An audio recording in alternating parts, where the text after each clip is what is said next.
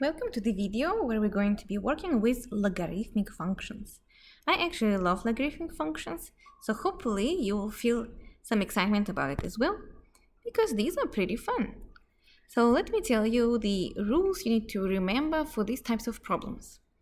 If you have a log with base a, x, and then you're adding a log with same base but y, you can merge them in one log with the same base, but now you have product inside, x times y. Or you also might see this rule on the other way around. If you have a product inside of the log, you can break it down as a sum of two logs. The second one is, guess what? You have a subtraction of two logs. And you have, then you can write down as a division of x over y inside of the log. Finally, the coolest property is that the log is the only function that can work with the exponent this way. If x is the raised to the exponent m inside of the log, take the exponent and put it down in front of the log. So it's going to be exponent m multiplied by the log outside of the logarithmic function.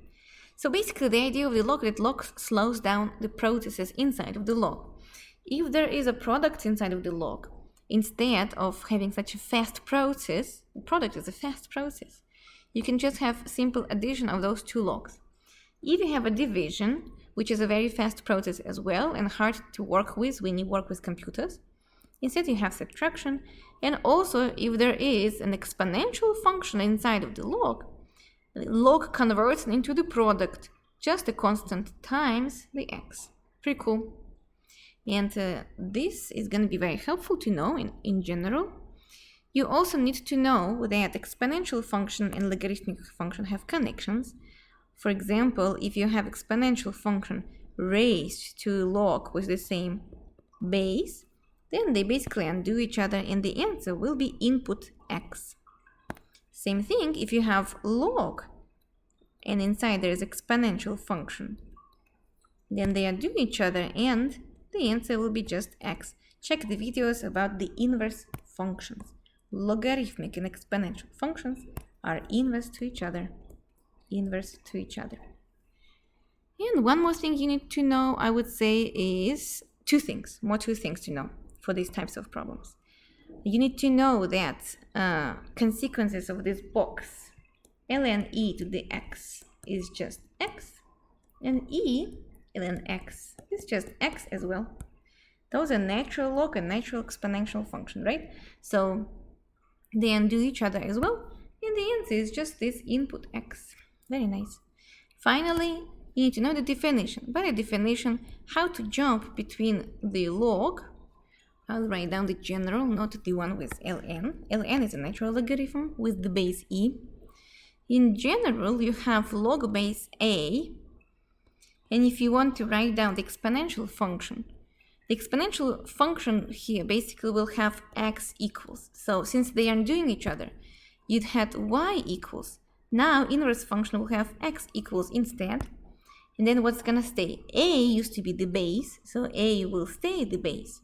And then whatever is left, that's y, that will go to the exponent. And that's a definition. So put it in the box as well. That's definition. This is good enough to start working on our examples. So use the properties of logarithmic functions to expand the following expression. There are many ways to do it. And let me show you what they want us to do here. So I see the division inside of the log.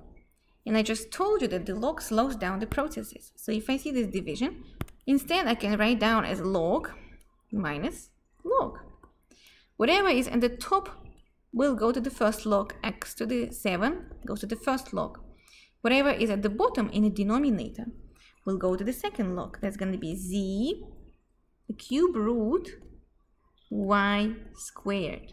See, not too bad. Log minus log, just like I told you in the properties. Now, keep going. I told you, if you see the exponent inside of the log, not like that. So just letting you know, that's not the same thing. So it should be inside of the log, not outside. Then this exponent can be taken down. Just put it down. So it's going to be 7 log. But by the way, do you know what does it mean to have log with no base? If base is missing, it means they assume the base is 10. Natural log ln x means a log base e. And the log with no notation, which we sometimes call naked log, then that one means that the base is 10. Log x, that's the one that has base 10. Those are just two popular logs, just for you to know. So in this case, we will have log, just x inside because 7 jumped down, minus. Here I can see product of two functions, z and a cube root of y squared. Product gives me log plus log. So I will put brackets and I'll write down log plus log. Z is the first factor, so z will go to the first log, and then the cube root y squared go to the second log. See, not too bad. Why do I need those brackets, by the way? Because there's a negative sign in front of it, so we'll have to distribute it later. Be careful with that. 7 log x stays like that. Then I will have minus log z, change the sign, and minus, not plus, let me put it in red, minus, distribute the negative sign. And then final step, what is in green color over here? I will take a little pencil, zoom in for you, and write down, what does it mean to have cube root of y squared? I actually have made video of that, please review that video.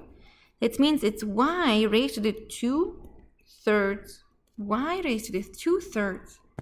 But if there is an exponent inside of the log, this exponent can be put down. And it's the last step to do. It will be 2/3 log of y. And believe it or not, but this is the answer. Put it in the box. What do you feel about this? Try to redo it by yourself and see if you can do it faster this time, maybe skipping some steps. What about these two problems? Write down the expression as a single logarithm. So what we did in the previous example, we actually expanded a single logarithm to many logarithms. Here they want us to collect logarithms into one logarithm. Okay, let's see what's going on here. First, I noticed that they all have the same base, so that's convenient. It means now I can use all the properties. This 5 in front can jump onto the exponent of the w. 1/4 can do the same, jump on top of the z, and 3 will be on top of the y as exponent. Let's do that first. So I will have log base m w raised to 5. As you can see, it's inside of the log.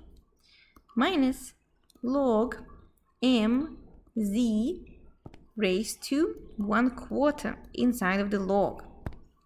Plus log base m y raised to the 3rd power inside of the log. See? So all the exponents, they just jumped on top of it. You can ask me, could I just put negative 1/4 on top? The answer is yes, that's going to be correct. If I put negative 1/4 instead, and the final answer will be the same. Now, I see there's a log minus log over here. And that means I will have a fraction of 2 logs. So some students can do one step here at once. And they see that this negative sign means it will be log of a fraction. And whatever is inside here will go to the numerator. Whatever is inside here, z to the 1/4, goes to the denominator. But then there are also plus one more log. So I will multiply also by y cubed inside of that big log. But I will not skip steps for you, and I will do it step by step. So I will have log base m and the fraction. Whatever is in bright blue over here, that's w to the 5, that goes to the numerator. Whatever is in purple color, z to the 1/4, will go to the denominator. That's properties of logs. Difference of logs is a log of the fraction. In the second log, I will for now just add it. Add log my cubed. And now I remember that log, why is this fraction so huge? Let's put it smaller. I remember that log plus log, that's actually the log of the product. So I will still have a fraction. I will have w to the 5 over z to the 1/4, but then multiplied by y cubed, multiplied by y cubed. Put parentheses like this, and this is the final answer. Put this in the box. We merged all three logs into one log, just like that. So some students can skip the intermediate step and write down the final log right away, because they see minus. Minus will create a fraction. Whatever is with a negative sign will go to the denominator. But they also, you can see plus. Plus means, don't forget to multiply by that little piece y cubed. So you can do it right away. And that's all. Let's do one more problem. Number 33 has A and B. What is happening here? So here they want us to evaluate each of the following expressions. For A, I see that two logs have the same base, which is nice, but there's difference of them. So let's collect them together. But first I will put this 2 on top of the 4. So we'll have log, I'll put equal sign, third base, 4 squared minus log, same base, 48. Now, since there's a difference of logs, I know that will be a fraction. Whatever is happening with a plus sign goes to the numerator, that's 4 squared.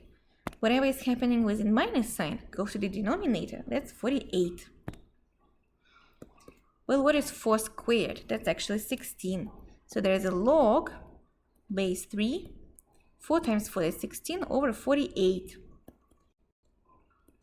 Log third base, base 3, and then let's divide by 3, by 16 each. 16 over 16 is 1, 48 over 16, that's 3. Makes sense? Check your calculator, because 3 times 16, that's 48. Now, either you're ready to finally use definition of the log to figure out what is going on here, or if you're not, I would just ask yourself a question. So log answers the question.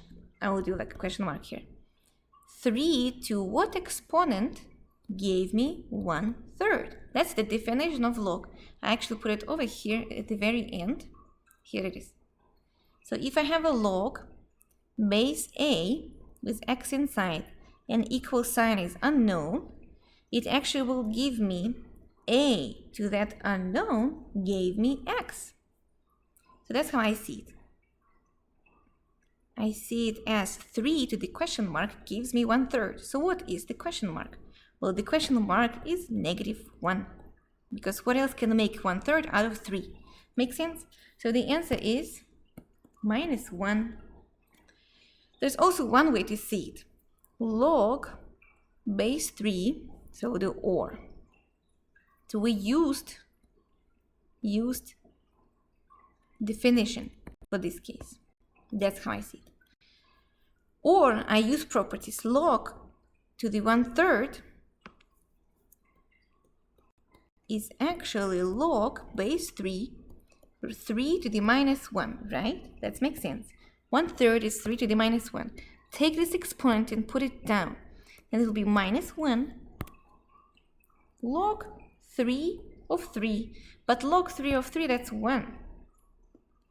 So the answer is -1, which is the same thing. Either way, the answer is the same. B works with exponential functions. And actually, I can just do it right away over here. Check this out. Log of E, that's 1.